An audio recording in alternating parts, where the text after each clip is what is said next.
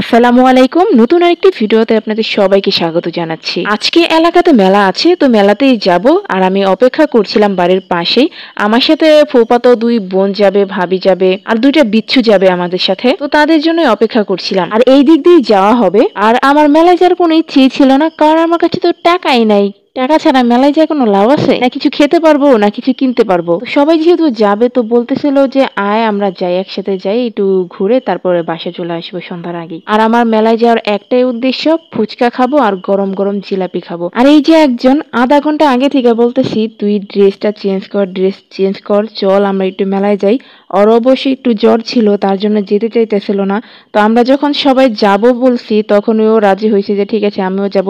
তবে তাও আধা ঘন্টা আগে থেকে নেড়া করতে করতে করতে করতে এই শেষমেশ পোশাক পরে তারপরে বের হয়েছে। আর মেলাটা হচ্ছে আমাদের বাসার পিছনেই, আমি দেখিয়েছি, বেশি দূর না, আমাদের বাসা থেকে ৩-৪ মিনিট হেঁটে গেলেই হবে। আর যদি আমরা রাস্তা দিয়ে ঘুরে যেতে চাই তাহলে অনেক বেশি দেরি হবে, তার জন্য এই চক দিয়ে আমরা যাচ্ছি মেলাতে। আর আমরা এই সময়টাতে অনেক মজা করতে করতে যাচ্ছিলাম, মানে আমরা অনেক হাসাহাসি করতে করতে যাচ্ছিলাম, কারণ এক একজন এক এক কথা বলে হাসছিলাম। আর খুব ভালো লাগছিল। আর আমার ভাস্তি তো অনেক বেশি খুশি ছিল। আর মেলার কাছাকাছি চলে আসছি, আর আমি বলছিলাম যে আরে এখানে তো কোনো মানুষই নাই, এবার কি কোনো মানুষই হয় নাই? মানে হচ্ছে মেলাতে অনেক দোকান বসতো, এবার একদমই তেমন করে কোনো দোকানই বসে নাই। আমি যার কাছ থেকে চটপটি ফুচকা খাই সেও আসে নাই এবার। কারণ হচ্ছে কি, আমাদের এলাকায় আসতে গেলে 3টা রাস্তা পড়ে। একটা হচ্ছে বাগমারার রাস্তা, একটা হচ্ছে কোমরগঞ্জের রাস্তা, আর একটা হচ্ছে বর্ধমপাড়ার রাস্তা।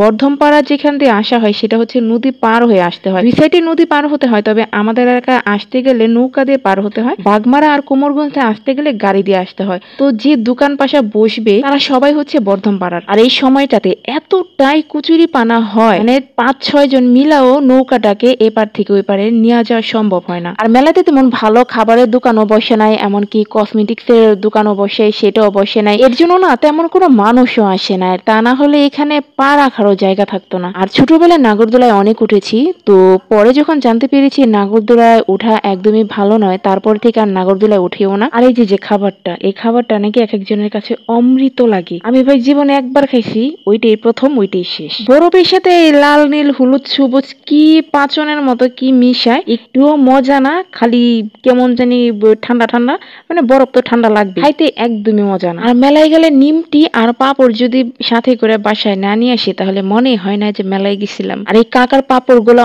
অনেক বেশি মজা হয়। আর এই যে এক আলু ভাজা, ভাই রে ভাই, খাইতে এত বিশ্রী। বাড়িতে যদি মশলা নুন দিয়েও যদি ভাজি না, তারপর খাইতে অনেক বেশি ভালো লাগে, কিন্তু এটা খাইতে কেমন।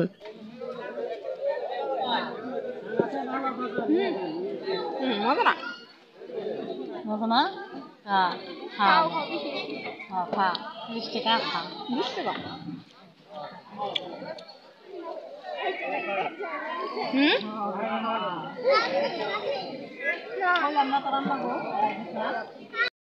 আমার ভাবি শুধু বলতেছিল খা খা, মনে করছে যে 80 টাকা 100 টাকা দাম নিছে। তো পরে যখন শুনছে যে 20 টাকা, তখন একটু আর কি শান্ত হয়েছে যে না ঠিক আছে। এরপরে একটি ফুচকার দোকানে গেছি, ভাই রে ভাই 5টা ফুচকার দাম চায় 80 টাকা। আমি কি আর সেই দোকানের আশেপাশে আসছি? পরে দেখলাম আমাদের এলাকায় প্রতিদিন এক দাদু আসে, যে ঝালমুড়ি ফুচকা চটপটি বিক্রি করে, প্রতিদিনই আসে আমাদের এলাকায়। তো তারপরে তার কাছ থেকে ফুচকাটা খাইলাম, মনটা ভরলো, পেটটাও ভরলো। ফুচকা না খাইলে মনটা অনেক বেশি খারাপ থাকতো। তো সন্ধ্যা হয়ে গেছিল, তারপরে বাসায় চলে আসছি।